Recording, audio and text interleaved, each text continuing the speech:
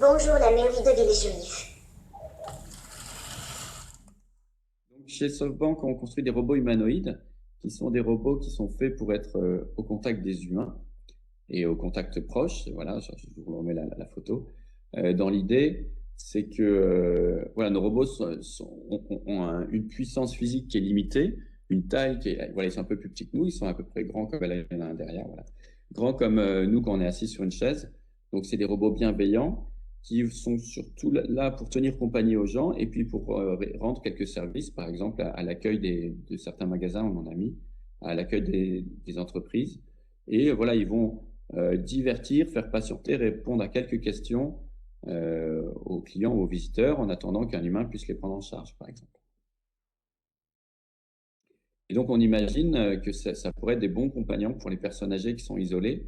Donc, c'est sûr, ça remplacera jamais un humain, mais une personne âgée qui voit personne et qui va s'habituer à ne plus parler ou avoir des discussions très réduites avec d'autres personnes humaines, on se dit que, voilà, si dans la journée, il parle un peu au robot, il y a la présence rassurante du robot, ça va peut-être l'aider et lui permettre de rester à domicile plus longtemps.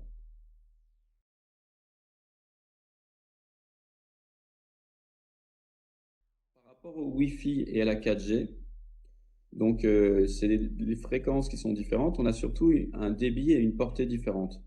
Donc en Wi-Fi, on avait des débits de l'ordre de 11 à 400 mégabits seconde et des portées de l'ordre de la centaine de mètres. En 4G, on a des portées beaucoup plus grandes entre les antennes et nos réseaux et on a des débits assez proches du Wi-Fi. La différence de la 5G, c'est qu'on va arriver sur des débits beaucoup plus forts mais avec des portées d'antenne assez réduites. C'est ça qui fait vraiment les deux différences. Là, je vous ai rajouté un peu dans un petit slide là-dessus. Donc, on a 100 fois le débit de la 4G et 5 à 10 fois ce qu'on a en Wi-Fi.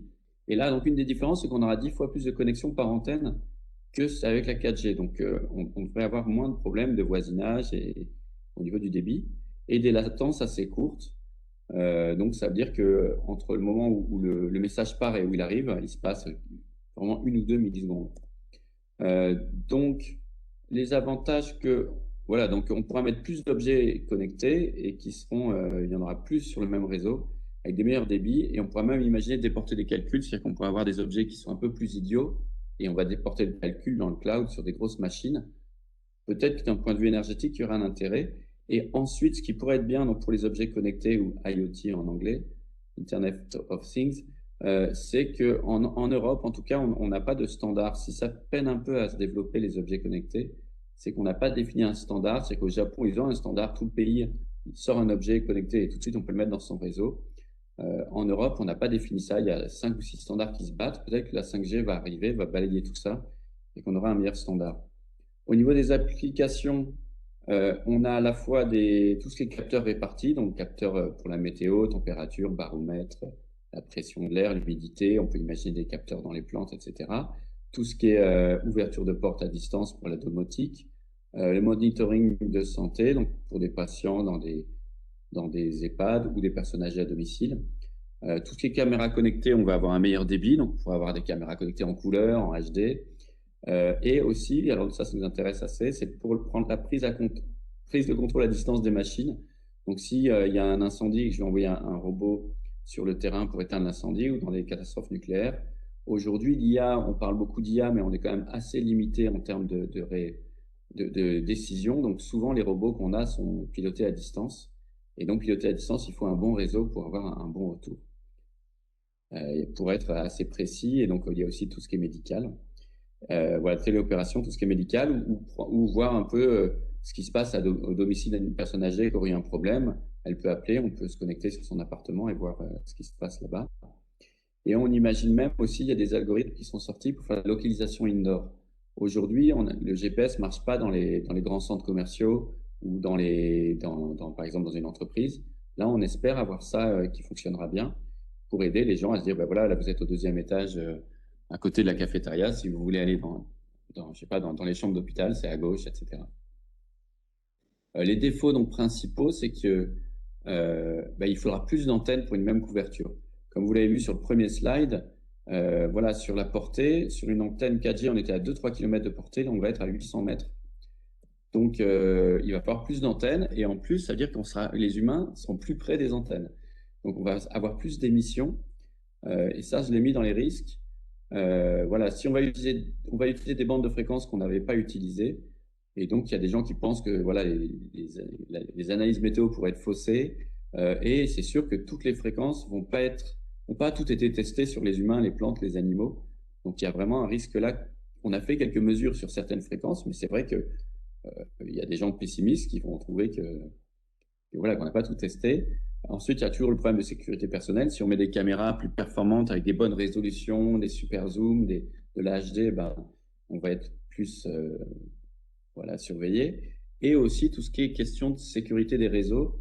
Voilà, pour l'instant, il n'y aura que quelques opérateurs qui opéreront ce réseau, à la différence du Wi-Fi où chacun chez soi a son Wi-Fi et donc ils sont assez sécurisés. Donc ça fait perdre des craintes. Et le risque principal, c'est quand même, donc j'ai remis là l'appel d'Émile, donc qui s'offusquait qu'on continue à pousser des technologies qui sont encore plus énergivores. La technologie va être plus consommante et en plus, pour y avoir accès, il va falloir changer tous nos mobiles, tous les ordinateurs, tous les capteurs. Donc c'est vrai que il y a de quoi tirer un petit signal d'alarme, faire attention à ce qu'on fait. Et d'autant plus qu'il y a un effet de rebond ou de gâchis. C'est que si on met plein de capteurs qui vont communiquer très vite, ben on connaît les humains, on va vouloir avoir tout de suite tout plein de mesures. C'est que la mesure météo, au lieu d'avoir toutes les 5 minutes, je vais vouloir l'avoir en temps réel. Les caméras, si elles font de la HD, on va tout en vouloir, ou vouloir même de la 4K.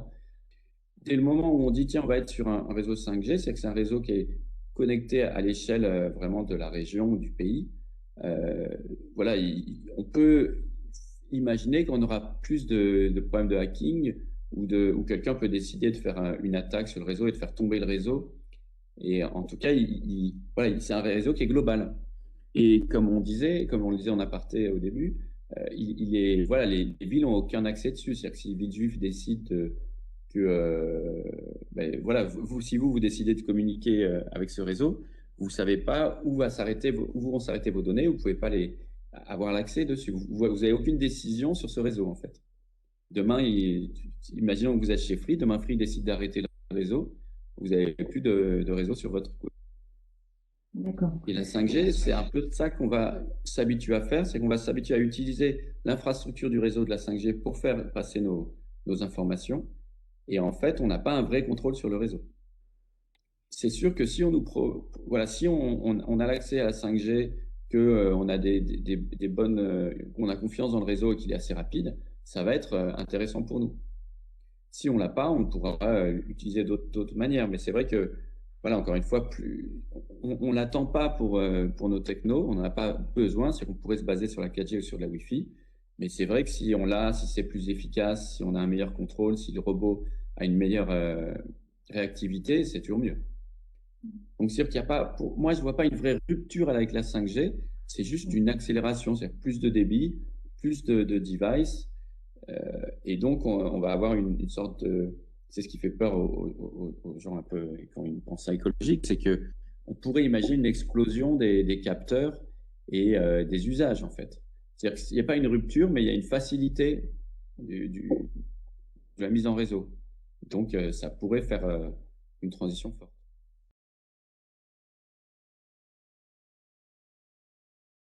La singularité, en tout cas ma vision, c'est les robots qui prennent les décisions à la place des humains. Ou les robots qui prennent des décisions qu'on ne peut pas comprendre. Pour moi, c'est ça qui changerait, vraiment qui fait la singularité, c'est-à-dire qu'on n'est plus maître de nos décisions. C'est un peu comme quand, je ne sais pas, vous allez demander un crédit à la banque pour faire une maison, pour acheter une maison, et le banquier rentre toutes vos données dans un ordinateur, et à la fin, il vous dit, bah, c'est refusé. Bah, il a beau dire, ah, mais moi, je vous connais, je vous fais confiance, il n'a pas la main dessus, en fait. Donc, pour moi, elle existe déjà un petit peu, la singularité, pas forcément avec les robots, mais en tout cas, le fait que certaines décisions soient prises par une entité qui n'est plus un humain, c'est ça qui fait réfléchir d'un point de vue philosophique, de la même manière que... j'ai oublié ce que j'ai dit. De la même manière que, voilà, c'est toujours l'histoire de... Aujourd'hui, on sait que, voilà, quand on prend la voiture, on risque de créer un accident. Voilà, si je crée un accident, je renverse un piéton. Voilà, je vais me faire, on va me convoquer au tribunal et je vais dire, voilà, je suis désolé, je vous promets que je ne referai plus. Si tu as une IA qui avait conduit la voiture, on ne peut pas la convoquer au tribunal, elle ne peut pas s'excuser Donc c'est vraiment une question philosophique de dire, mais est-ce qu'un ordinateur doit s'excuser? Est-ce que quand un ordinateur s'excuse, est-ce que ça me touche vraiment? Et c'est ça la différence en fait. Parce que même si un jour on fait des voitures qui conduisent et qui font moins d'accidents que des conducteurs humains, le jour où ils font des accidents, on l'accepte moins. On accepte moins qu'une machine fasse une bêtise parce qu'elle ne peut pas s'excuser, quoi. Pour moi, il y a vraiment, c'est un peu ça le sentiment de perte de contrôle. C'est-à-dire qu'on on n'acceptera pas ça. Et donc, c'est la question de l'acceptance. Donc, pour moi, la singularité, c'est comme ça que je la résume. C'est est-ce que on accepte qu'une machine prenne des décisions à notre place? La 5G va juste un peu accélérer ça. C'est-à-dire que aujourd'hui, nos robots sont pas encore assez intelligents pour vraiment prendre des décisions élaborées. Mais on imagine que si la 5G permet de mettre tous les ordinateurs en commun dans le monde, qui soient reliés de manière super efficace, très rapide, que les robots aussi, qui pourrait y avoir voilà, des algorithmes plus puissants et qui pourraient prendre des décisions plus rapides. Mais c'est pas la 5G qui va le faire. Donc la 5G pourrait permettre de l'accélérer encore une fois.